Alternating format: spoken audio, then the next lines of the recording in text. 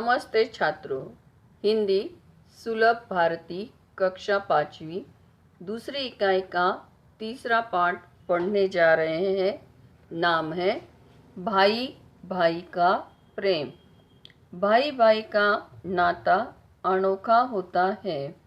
उनका प्रेम और उनकी दुश्मनी दोनों का कोई शोर नहीं।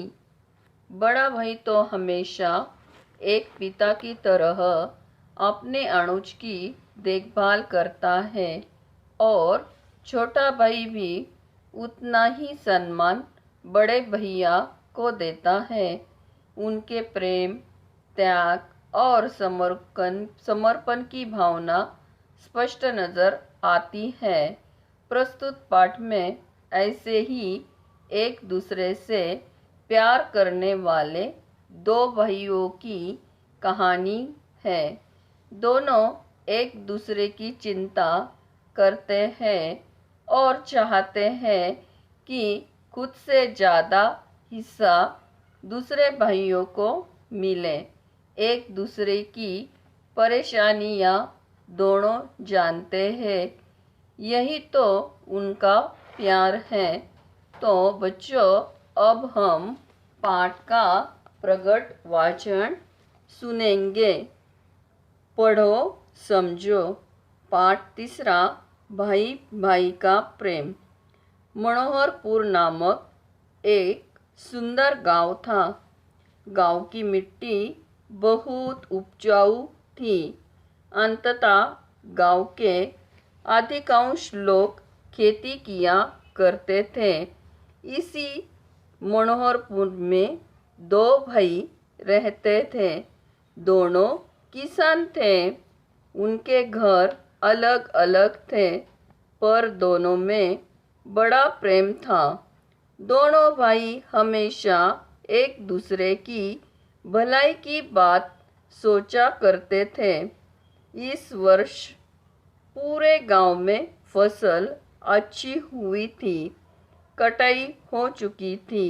खलिहान में सबके अनाज के ढेर लगे थे। एक दिन रात में बड़ा भाई लेटे लेटे सोचने लगा, मेरे दो बच्चे हैं। वे गृहस्थी में मेरी कुछ न कुछ मदद करते ही हैं। मेरे छोटे भाई के बाल बच्चे नहीं हैं। उसे सारा काम अकेले ही संभालना पड़ता है। इसीलिए मुझे उसकी सहायता करनी चाहिए। यह सोचकर वह उठा और खलिहान में गया। खलिहान में अपने अनाज के ढेर से उसने 10 गठरी अनाज बांधा। उनमें से एक गठरी सिर पर रखकर छोटे भाई की ढेर की ओर बढ़ रहा। ठीक उसी समय छोटा भाई भी अपने घर में बैठे सोच रहा था, मैं जवान हूँ, जितना चाहे उतना काम कर सकता हूँ, जहाँ चाहूँ वहाँ जा सकता हूँ। किसी कारणवश यदि खेती में फ़ायदा नहीं हुआ तो कोई दूसरा काम लूँगा। मेरा खर्च कम है, लेकिन मेरे बड़े भैया तो बाल बच्चे वाले हैं। घर गृहस्थी के खर्च अधिक है, इसीलिए मुझे उनकी सहायता करनी चाहिए। वह भी उठा और खलिहान में गया। खलिहान में अपने अनाज के ढेर में से उसने भी 10 गठरी अनाज बांधा। उनमें से एक गठरी सिर पर उठाकर बड़े भाई के ढेर की ओर बढ़ा। अंधेरी रात थी। हाथ भी दिखाई न देता था। इस वातावरण में दोनों भाई धीरे धीरे एक दूसरे के अनाज के ढेर की ओर बढ़ रहे थे। अचानक वे एक दूसरे से टकरा गए। दोनों चौंक कर एक साथ बोले, कौन है? दोनों भाई ने एक दूसरे को देखा। उनके सिर पर अनाज की गठरियाँ थी। दोनों समझ गए। बड़े भाई ने कहा, छोटे, तुम्हारी मदद करने वाला कोई नहीं है। खेती का सारा काम तुम्हें अकेले संभालना पड़ता है। मैंने सोचा कि तुम्हारे पास अनाज अधिक होगा तो अधिक दिन तक घर चलेगा, इसीलिए मैं खलिहान से अनाज तुम्हारे ढेर में डालने जा रहा था। भैया, आप बाल बच्चे वाले, आपके खर्च अधिक हैं। आपको अधिक मात्रा में अनाज की आवश्यकता होती है, इसीलिए मैं खलिहान से अनाज आपके ढेर में डालने जा रहा था। अपनी अपनी बात कहते सुनते दोनों भाइयों की आंखें भर आई। दोनों रोते हुए एक दूसरे के गले लग गए। दोनों भाई के प्रेम की यह कहानी आज भी लोग भाव विभोर होकर सुनते हैं। पाठ का सारांश। दो किसान भाई। मनोहरपुर नामक गांव में दो भाई रहते थे जो किसान थे। वे अलग अलग रहते परंतु एक दूसरे की भलाई सोचा करते थे। खलिहान में फसल। इस वर्ष फसल अच्छी हुई थी। दोनों ने फसल काटकर खलिहान में ढेर लगा दिया था। बड़े भाई ने सोचा कि दो बच्चों की मदद से गृहस्थी के काम आसानी से होते हैं, लेकिन छोटा अकेला है। उसकी सहायता करने हेतु वह खलिहान से अनाज लेकर उसके ढेरे में डालने गया। छोटे भाई ने सोचा, अनाज की ज़्यादा ज़रूरत बड़े भाई को है और घर खर्चे के लिए युवा होने के कारण अन्य काम भी कर सकता हूँ, इसीलिए बड़े भाई की सहायता करने अपने खलिहान से अनाज लेकर उसके ढेर में डालने गया। दोनों भाइयों का टकराना। अंधेरी रात में दोनों भाई अनाज की गठरी उठाकर एक दूसरे के ढेर में डालने गए और एक दूसरे से टकरा गए। दोनों के सिर पर अनाज की गठरियाँ थी और दोनों समझ गए। अपनी बात एक दूसरे से कहते कहते दोनों की आंखें भर आई। अनाज तो किसी का कम नहीं हुआ, पर आपस में उनका प्यार बढ़ गया। तो बच्चों, अब हम इस पाठ के कठिन शब्दों का अर्थ का अध्ययन करेंगे। उपजाऊ यानी पूर्व, जिसमें अधिक उपज हो। खलिहान यानी फसल, अनाज काटकर रखने का स्थान। गृहस्थी यानी परिवार। मदद, सहायता, फायदा, लाभ। मात्रा, परिणाम, आवश्यकता, जरूरत। अब हम मुहावरों का अध्ययन करेंगे। 1. आंखें भर आना, आंखों में आंसू आना। वाक्य, पाठशाला से विदा लेते समय छात्रों की आंखें भर आई। 2. भाव विभोर होना, बहुत आनंदित होना, भावुक होना। वाक्य, नेताजी का भाषण सुनकर श्रोता भाव विभोर हो उठे। अब हम इस पाठ के स्वाध्याय का अध्ययन करेंगे। प्रश्न पहला, कोष्टक में से उचित शब्द चुनकर रिक्त स्थानों की पूर्ति करो। कोष्टक में शब्द दिए हैं: मदद, गृहस्थी, टकरा, प्रेम।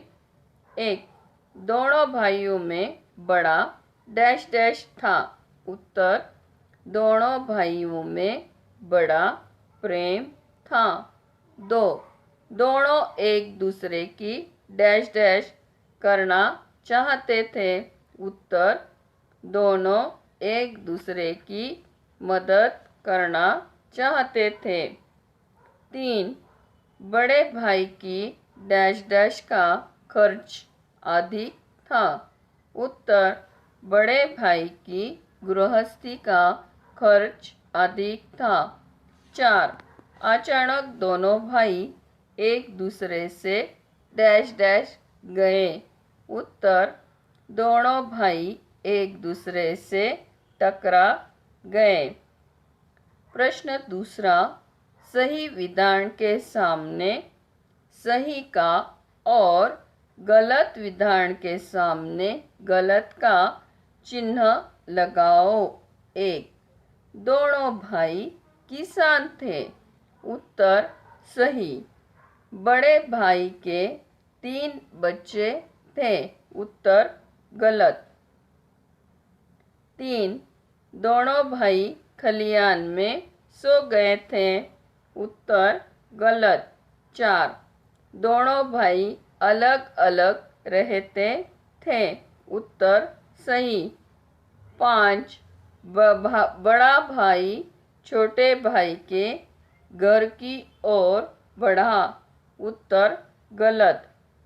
प्रश्न 3, किसने किससे कहा। एक, तुम्हारी मदद करने वाला कोई नहीं है। उत्तर, यह वाक्य बड़े भाई ने छोटे भाई से कहा। 2, आप बाल बच्चे वाले हैं। उत्तर, यह वाक्य छोटे भाई ने बड़े भाई से कहा। प्रश्न 4, निम्नलिखित प्रश्नों के उत्तर एक एक वाक्य में लिखो। एक, दोनों भाई हमेशा क्या सोचा करते थे। उत्तर, दोनों भाई हमेशा एक दूसरे की भलाई की बात सोचा करते थे। 2, बड़ा भाई किसके बारे में सोचने लगा। उत्तर, बड़ा भाई अपने छोटे भाई के बारे में सोचने लगा। 3, बड़ा भाई रात को उठकर कहाँ गया। उत्तर, बड़ा भाई रात को उठकर खलियान में गया। 4, गांव में अधिकांश लोग क्या करते थे। उत्तर, गांव में अधिकांश लोग खेती करते थे। 5, लोग भाव विभोर होकर किसकी कहानी सुनते सुनाते हैं। उत्तर, दोनों भाइयों के प्रेम की कहानी लोग भाव विभोर होकर सुनते सुनाते हैं।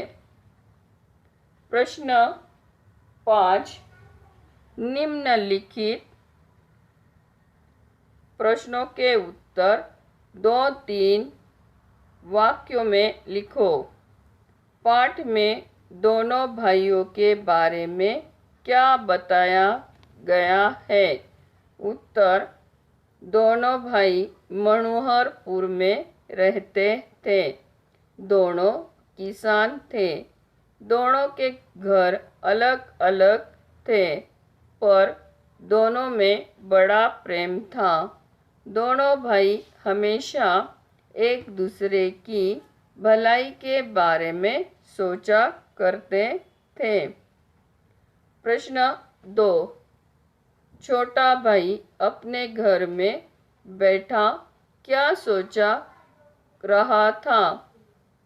उत्तर, छोटा भाई सोच रहा था, मैं जवान हूँ, जितना चाहे उतना काम कर सकता हूँ, जहाँ चाहूँ जा सकता हूँ, खेती में फ़ायदा न होने पर दूसरा काम भी कर सकता हूँ, भैया, एक गृहस्थी का खर्च अधिक है, मुझे उनकी मदद करनी चाहिए। 3. छोटे भाई ने खलिहान में जाकर क्या किया? उत्तर: छोटे भाई ने खलिहान में जाकर अपने अनाज के ढेर में से 10 गठरियां अनाज बांधा। उनमें से एक गठरी सिर पर उठाकर बड़े भाई के ढेर की ओर बढ़ चला। प्रश्न 6. निम्नलिखित शब्दों के समानार्थी शब्द लिखो। 1. खूबसूरत। खूबसूरत का समानार्थी शब्द सुंदर। 2. ग्राम। ग्राम का समानार्थी शब्द गांव। 3. माटी। माटी का समानार्थी शब्द मिट्टी। 4. कार्य। कार्य का समानार्थी शब्द काम। प्रश्न 7. निम्नलिखित शब्दों के विरुद्धार्थी शब्द लिखो। 1. कुरूप। कुरूप का विरुद्धार्थी शब्द सुंदर। 2. बुराई। बुराई का विरुद्धार्थी शब्द भलाई। 3. दिन। दिन का विरुद्धार्थी शब्द रात। 4. हंसना का विरुद्धार्थी शब्द रोना। अब हम उपसर्ग और प्रत्यय का अध्ययन करेंगे। उपसर्ग: जो शब्दांश शब्द के आगे लगाकर उनके अर्थ को परिवर्तित करते हैं वे उपसर्ग कहलाते हैं। जैसे बल शब्द के आगे स लगाए जाए तो बनेगा स और बल सबल, और बल शब्द के आगे दूर लगाया दिया जाए तो बनेगा दूर और बल दुर्बल। हिंदी भाषा में संस्कृत, हिंदी तथा उर्दू शब्दों की प्रधानता है, इसीलिए उनके उपसर्ग भी भाषा के अनुसार 5 प्रकार के होते हैं। 1. संस्कृत अथवा तत्सम उपसर्ग। 2. हिंदी अथवा तद्भव उपसर्ग। 3. अरबी, पारसी, उर्दू अगस्त उपसर्ग। 4. अंग्रेजी के उपसर्ग। 5. उपसर्ग की तरह प्रयोग किए जाने वाले संस्कृत के अव्यय 1 से अधिक उपसर्गों का प्रयोग। संस्कृत में उपसर्ग हिंदी में प्रयुक्त होने वाले संस्कृत के प्रमुख उपसर्ग निम्नलिखित है। उपसर्ग: उपसर्ग से बने शब्द। अति, अतिप्रिय, अतिक्रमण, अतिशयोक्ति। अधि, अधिराज, अध्यक्ष, अधिकार, अधिग्रहण। अणु, अनुगामी, अणुचर, अणुरूप, अणुताप। अपकार, अपमान, अव्यय, अपशकुन। अभि, अभिमुख, अभिभाषण, अभिवादन। अवतीर्ण, अवगुण, अनीति, अवतार। और अब हम आ, उ, परा, परि, प्र, वि, सु आदि हिंदी के उपसर्ग निम्नलिखित है। अ, अनाज, अथाह, अलग। अंध, अधकचरा, अधखिला, अधजला। अनखिला, अनाज, अनदेखा। 29, 39, 49। कु, कुपुत, कुराज, कुप्रबंध। उपसर्ग की तरह प्रयोग होने वाले अपव्यय। संस्कृत के कुछ शब्द ऐसे हैं जो उपसर्ग की तरह प्रयोग होते हैं। ऐसे शब्दों को गति शब्द कहते हैं। उपसर्ग उपसर्ग से बने शब्द अकाल, अटकल, अपूर्ण, अमर, अंतता, अंतपुर, अंतरात्मा, अंतर्यामी, अंतर्मुखी, कु कुकर्म, कुमति, कुरूप, कुपुत्र, चिर, चिरंजीव, चिरकाल, चिर परिचित, चिर चिरयुवा, निरकुश, निराक्षर, निरर्थक, निष्कपट, पुनर्, पूर्व, बहु, स, सह, स्व, अन, पर आदि। 4. अरबी फारसी के उपसर्ग। उपसर्ग उपसर्ग से बने शब्द कम, कम अक्कल, कम खर्च, कमज़ोर, कम बखत, खुश, खुश किस्मत, खुश दिल, खुशनुमा, खुशबू, गैर, गैर ज़रूरी, गैर जिम्मेदार, गैर सरकारी, ना, बद, बे, ला आदि। अंग्रेजी के उपसर्ग सब, सब जज, sub committee, subway. Deputy, deputy commissioner, deputy collector, chief, chief minister, chief secretary, assistant, assistant clerk, head, headmaster, head clerk. एक से अधिक उपसर्गों का प्रयोग। व्याकरण में वी और आ से शब्द बना व्याकरण। निराकरण, नि, निर, आ, अधिकरण से शब्द बना निराकरण। प्रत्युपकार, प्रति और रूप, प्रति और उप और कार से शब्द बना प्रत्युपकार। प्रत्यय, जो शब्दांश किसी शब्द के अंत में लगाकर उसके अर्थ में परिवर्तन कर देता है, उन्हें प्रत्यय कहते हैं। उपसर्ग की तरह हो प्रत्यय भी शब्दांश होते हैं, इसीलिए उनका प्रयोग स्वतंत्र रूप से नहीं ही हिता, लेकिन ये शब्द के अंत में जुड़कर उसके अर्थ में परिवर्तन कर देते हैं। मूल शब्द प्रत्यय, नया शब्द। मूल शब्द चिकना, प्रत्यय आहट, नया शब्द बना चिकना हट। मूल शब्द गरीब, प्रत्यय ई, नया शब्द बना गरीबी। मूल शब्द उत्तर, प्रत्यय आई, नया शब्द बना उतरा। मूल शब्द बच्चा, प्रत्यय पण, नया शब्द बना बचपन। प्रत्ययों के भेद। प्रत्ययों के दो भेद होते हैं, कृत प्रत्यय और तद्धित प्रत्यय। कृत प्रत्यय, जो प्रत्यय धातुओं के अंत में लगाकर नए शब्दों का निर्माण करते हैं, उन्हें कृत प्रत्यय कहते हैं।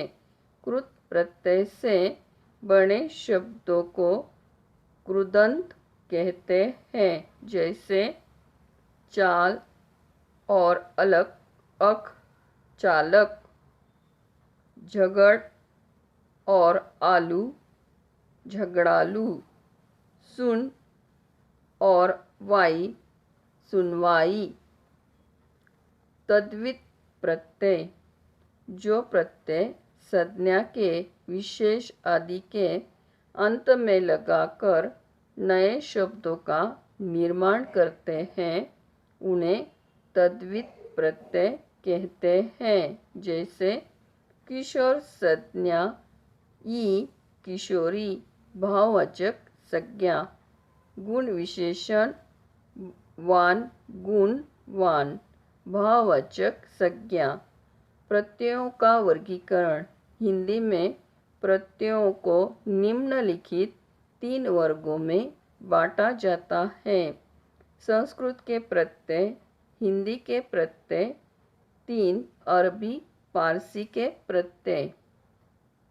प्रत्यय शब्द अक कारक पाठक, अन मोहन पावन, ई कामी लोभी, इमा गरिमा महिमा, ता कोमलता आवश्यकता, त्व गुरुत्व लघुत्व, य पांडित अनीय करणीय, तव्य कर्तव्य, ईक धार्मिक व्यापारिक, ईत खंडित, ईय भारतीय, तम गुरुतम, मय जलमय, मान कीर्तिमान, वान गाड़ीवान, वी तेजस्वी। आ जोड़ा, आई खुदाई, अन चलन, आन उड़ान, आओ घुमाव, आवट गिरावट, आवा चढ़ावा, आहट घबराहट, अक्कड़ घुमक्कड़, आका उड़ाका, ऐरा कमेरा, वाला आने वाला, ई दोस्ती, कार जानकार, खाना डाक खाना, दान कमल कमल मदान, दानी चायदान, दार देनदार। धन्यवाद।